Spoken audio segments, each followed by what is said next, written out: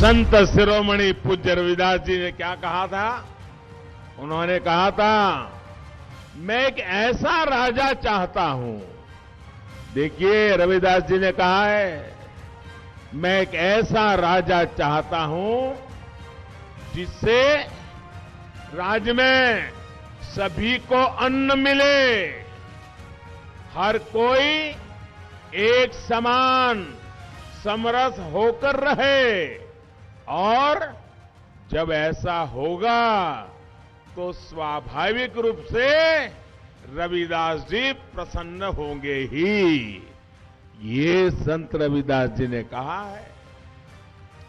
साथियों, सबका साथ सबका विकास के मंत्र,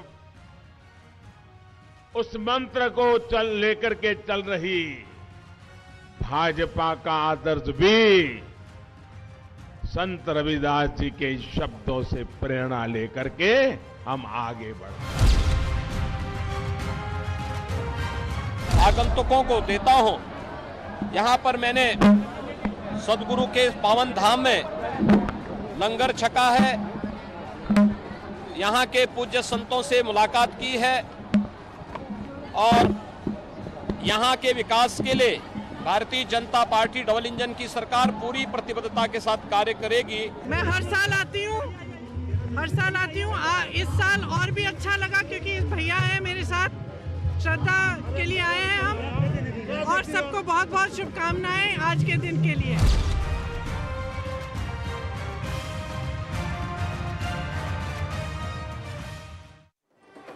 तो आज संत रविदास की जयंती है। संत रविदास की जयंती पर जितने उनके अनुयायी खुश दिखे, उतने ही सियासतदान भी खुश थे। बीजेपी कह रही है कि काशी में संत रविदास की जन्मस्थली पर तेजी से विकास हो रहा है। पीएम मोदी का कहना है कि भाई बीजेपी संतों के बताए रास्तों पर चल रही है। उधर प्रियंका गांधी कह रही हैं कि वो हर साल काशी आती हैं। बड़ा सवाल ये है कि नेताओं के दावों के बीच किसे मिलेगा संत का आशीर्वाद। तो अब यही सवाल है, अब अचानक से संत रविदास प्यारे लगने लगे या चुनाव की वजह से? क्योंकि उत्तर प्रदेश में 21% आबादी है दलितों की, और जब आप पंजाब जाते हैं तो 31% आबादी है। क्या ये परेशान कर रहा है? मेहमान जुड़े हुए हैं, उनसे चर्चा करते हैं। आलोक अवस्थी जी हमारे साथ प्रवक्ता बीजेपी जुड़े हुए हैं, सचिन रावत जी प्रवक्ता कांग्रेस हमारे साथ जुड़े हुए हैं, और कुश अंबेडकर हमारे साथ जुड़ेंगे जो कि बीएसपी समर्थक हैं। आप उन्हें दलित चिंतक भी समझ सकते हैं। आलोक जी, मैं आपसे ही शुरुआत करती हूं। ये कहा जा रहा है, प्रधानमंत्री ने कहा कि दरअसल बीजेपी वो पार्टी है जो संतों के दिखाए रास्ते पर चलती है, और अखिलेश यादव कहते हैं भाईचारा, राहुल गांधी कहते हैं प्रेम भाईचारा। अब सवाल ये है कि क्या ये सिर्फ इतना ही समझा जाए या इसे चुनावों से जोड़कर देखा जाए, जैसे विपक्ष कह रहा है बीजेपी पर आरोप लगाते हुए? देखिए, एक तो आपके चैनल के माध्यम से मैं संत रविदास जी को आपकी जो है सत नमन करता हूँ। उनका जन्म गोवर्धन गांव में हुआ था। वहीं पर जो है उनका मंदिर है, जिसके विकास के लिए भाजपा सरकार ने 50 करोड़ रुपए दिए हैं। वहां का लंगर हॉल तैयार हो गया है। आज तक किसी भी सरकार ने संत रविदास जी की जन्म स्थान पर मंदिर की कोई देखभाल की जाए, कुछ उसके लिए कोई व्यवस्था की जाए, कुछ भी नहीं किया था। वे एक महान समाज सुधारक थे। प्रसिद्ध भक्त जो है मीराबाई, उनके वो गुरु थे, और उन्होंने समरसता का भाव पैदा किया। लेकिन कांग्रेस के अभी इस समय जो तमाम अलंबरदार और आडंबरवादी दिख रहे हैं, उनको पूछना चाहते इसके पहले क्यों नहीं संत रविदास जी के जन्म स्थान पे वो आए? आज तो चन्नी जी भी आ रहे हैं, प्रियंका वाड्रा जी भी गई थी, और अब राहुल गांधी जी भी गए थे। तो खाली चुनाव में ही उनको प्रियंका गांधी कह रही थी कि वो हर बार हमेशा आती हैं, इस बार भाई भी साथ में आए तो अच्छा लगा। न सिर्फ लंगर चखा बल्कि सेवा भी की। अमूमन जैसे गुरुद्वारों में और इस तरह की धार्मिक जगहों पर जब आप कोई काम करते हैं तो सेवा कहा जाता है उसको। वाड्रा जी को चाहिए कि वो अपने पहले की जो आने की फोटो है उसको शेयर करें। उनकी झूठी बातों पे कोई विश्वास नहीं करने वाला है। दूसरी बात, आज पंजाब के मुख्यमंत्री चन्नी जो है उत्तर प्रदेश के लोगों को कह रहे थे कि हम यूपी में जो है राज नहीं करने देंगे, आने नहीं देंगे। प्रियंका गांधी वहां पर हंस रही थी। यहाँ पर वो उत्तर प्रदेश की प्रभारी है और उत्तर प्रदेश से आती है, लेकिन पंजाब में जाते ही वहां पर जो है एक नकली हंसी और एक नकली तरह की जो है व्यवस्था उनके सामने आती है। ये कैसा दोहरा चरित्र हो जाता है समय जब आप जो है उत्तर प्रदेश में एक तरफ उत्तर प्रदेश के विकास की बात करती है, दूसरी तरफ उत्तर प्रदेश के लोगों को पंजाब में। ठीक है, मैं इसका जवाब ले लेती हूँ एक बार। सचिन जी हमारे साथ जुड़े हुए हैं। सचिन जी, क्या पंजाब के चुनाव चन्नी साहब को उत्तर प्रदेश में ले आए? क्योंकि 31% तकरीबन, अगर मैं बहुत स्पष्ट शब्दों में कहूं तो ये मान लीजिए कि 32% वोट होते हैं, और जिसमें दलित सिख हैं वो 19.4% हैं, और हिंदू दलित जो है 12.4% हैं, और मजहबी सिख जो हैं वो 26.33%। तो उस लिहाज से क्या चुनाव ले आया चन्नी साहब को उत्तर प्रदेश तक? देखिए, बिल्कुल ऐसा नहीं है। मैं आलोक अवस्थी जी को बताना चाहूंगा कि श्रीमती प्रियंका गांधी जी, इससे पहले उन्होंने आपके चैनल के माध्यम से मैंने देखा कि उन्होंने संबोधन में खुद कहा है कि रविदास जी के मंदिर में उन्होंने कई बार दर्शन किए और उनके जो बताए हुए आदर्शवादी जो रास्ते हैं उनको हमेशा पालन करते हुए आई हैं। लेकिन जिस तरह से आज चुनाव के समय, मैं तो पूछना चाहता हूं कि प्रधानमंत्री मोदी जी ने खुद अपने संबोधन में कहा कि राजा वो होता है जो सबको भोजन कराए, सबको एक मार्ग पर लेकर आए। लेकिन आज प्रधानमंत्री जी से मैं पूछना चाहता हूं, जो उत्तर प्रदेश व देश में बेरोजगारी चरम पर है, ये तो आपकी देन है ना।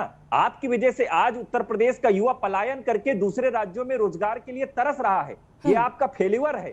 और जहां तक रविदास जी की बात है, मैं करना चाहूंगा कि आज इतना पाक दिन है कि आज उत्तर प्रदेश के पूरे देश और विश्व में लोग जो है, जो रविदास जी के को मानते हैं, उनके आदर्शों पे चलते हैं, उनको हमेशा आगे बढ़ाने के लिए, उनके जो विचार है उनको प्रेरित करने के लिए हमेशा कई आयोजन होते हैं। उनमें लोग अपनी भारी मात्रा में संख्या बल वहां पे एकत्रित करके उनके आदर्शों का निर्वहन करते हैं। लेकिन आज मैं पूछना चाहता हूं कि जिस तरह से रविदास जी के पर ये राजनीति, ये अच्छी नहीं है भारतीय जनता पार्टी के द्वारा। देखिए, प्रधानमंत्री जी मनाए, योगी जी मनाए, हम लोग मनाए, ये तो अच्छी बात है, ये तो सौहार्दपूर्ण बात है कि सभी लोग उनके आदर्शों को उनको मान रहे हैं, उनको नमन कर रहे हैं, उनके लिए भंडारे कर रहे हैं, लोगों के लिए सेवा कर रहे हैं। ये तो जन सेवा का भाव है, इसको सभी लोगों को करना चाहिए। इसमें किसी एक पार्टी, एक विशेष वर्ग को टारगेट नहीं करना चाहिए। लेकिन सिर्फ और सिर्फ भारतीय जनता पार्टी से आपने जब सवाल किया तो पहुंच गए चन्नी जी पे। मैं तो आज कहना चाहूंगा कि चन्नी जी को कांग्रेस पार्टी ने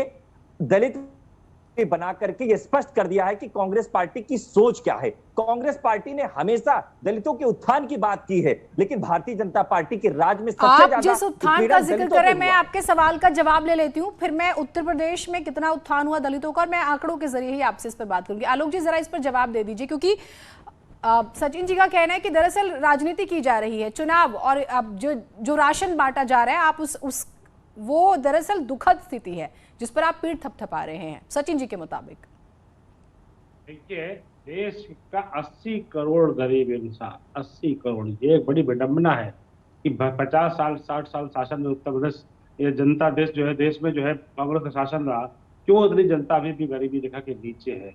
80 करोड़ ऐसे लोगों को जो है राशन पिछले 18 महीने से 20 महीने हो रहे हैं जिनको जो है भारतीय जनता पार्टी दे रही है। जो बात उन्होंने कही कि लंगर चखना चाहिए और लंगर खिलाना चाहिए, हम लगातार 80 करोड़ परिवार, 80 करोड़ लोगों को, और वही 15 करोड़ लोग जो उत्तर प्रदेश के अंदर आते हैं, उनको लगातार हम 2 महीने से डबल राशन दे रहे हैं। तेल भी दे रहे हैं, घी भी दे रहे हैं, नमक भी दे रहे हैं, साथ ही साथ उनको सस्ता इलाज भी दे रहे हैं। एक गरीबों को जो इस तरीके से, जो उनके गरीब का बेटा, हमारे देश का प्रधानमंत्री, जो पिछड़ी जाति से आता है, लगातार गरीब कल्याण की योजनाओं पे काम कर रहा है। आज तक कभी किसी ने क्यों नहीं काम किया? आज 5 लाख रुपए तक का सस्ता इलाज मिल रहा है कि नहीं मिल रहा है? आज जो है 44 लाख लोगों को घर मिल गया है, घर के मालिक बन गए, लखपति बनाया है।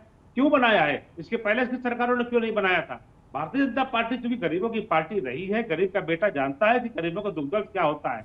ये जो राजशाही परिवार है, जो अब आपसे एक सियासी सवाल भी होगा, मैं अपने दर्शकों को दरअसल एक जानकारी भी दे देती हूँ। हम पंजाब का तो जिक्र कर ही रहे हैं, वहां पर एक बड़ी आबादी है, तकरीबन जैसे मैंने 31% का जिक्र किया, तो दलित वोट महत्वपूर्ण हो जाते हैं।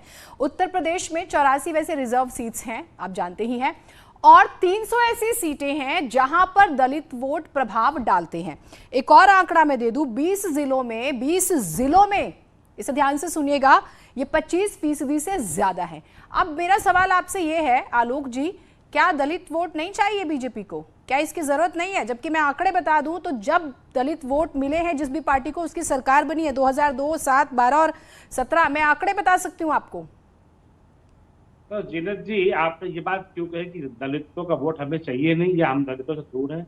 हम ही अकेले हैं जो दलितों के बीच में है, दलित के घर में है, उसके इलाज के लिए, उसकी दवाई के लिए, उसकी पढ़ाई के लिए सारी व्यवस्था सरकार कर रही है, राशन दे रही है, गैस दे रही है, इलाज के लिए पैसे दे रही है, बच्चों की पढ़ाई के लिए धन दे रही है, यहाँ तक कि कन्या सुमंगला योजना के तहत 25,000 रुपया उनके घर पर बच्ची पैदा होने पे दे रही है, 1 लाख रुपए बच्चे की शादी पर दे रही है।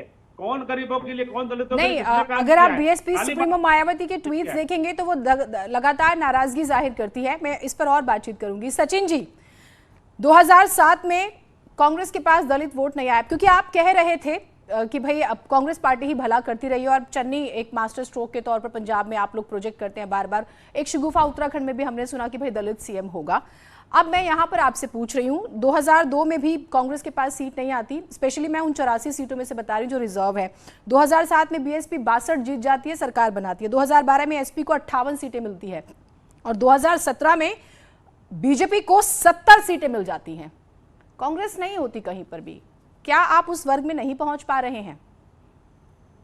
देखिए, कांग्रेस पार्टी कभी भी सीटों के लिए राजनीति नहीं करती है। कांग्रेस पार्टी हमेशा ही सामाजिक परिवर्तन के लिए राजनीति करती है और जहां तक दलितों के उत्थान की बात कांग्रेस पार्टी हमेशा करती हुई आई थी और हमेशा किया है।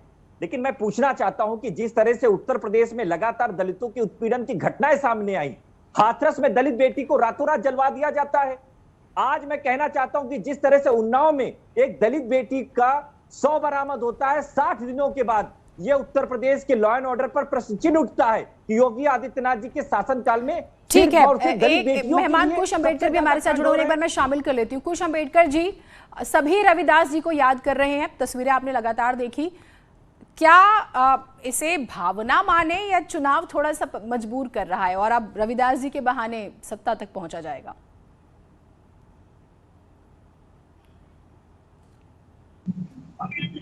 बिल्कुल, ये इनका एक ढकोसला है। चुनाव आए हैं तो इन्हें गुरु रविदास याद आ रहे हैं। संत शिरोमणि गुरु रविदास जी का जब दिल्ली के अंदर मंदिर तोड़ा गया तब यही भाजपा की सरकार थी। तो आज इन सब को गुरु रविदास सिर्फ इसलिए याद आ रहे हैं कि कहीं ना कहीं इन्हें दलित वोट लेना है। लेकिन इन्हें ये याद रख लेना चाहिए कि दलित किसी भी प्रलोभन में नहीं आने वाले हैं। उनकी एकमात्र पार्टी बहुजन समाज पार्टी है और बहुजन समाज पार्टी के साथ ही याद है। दूसरी तरफ भाजपा का दलित प्रेम मैंने बता ही दिया कि इनके राज में दिल्ली के अंदर गुरु रविदास मंदिर तोड़ा गया। दूसरी तरफ समाजवादी पार्टी भदोही जिले का नाम गुरु रविदास के नाम पे किया गया। मेरे पास वक्त की थोड़ी बंदिश है, लेकिन बीएसपी भी दावा कैसे कर सकती है? ठीक है, वक्त की थोड़ी सी बंदिश है। 11% तो माना जाता है कि जो जाटव वोट है बीएसपी के साथ रहता है, लेकिन गैर जाटव जो है उसने बम्पर वोटिंग की थी बीजेपी के लिए। तो कहीं ना कहीं सभी का भरोसा डगमगा जाता है। ये आप थोड़ा सा देरी से जुड़े, वक्त मेरे पास इतना ही था, लेकिन ये बहुत महत्वपूर्ण है।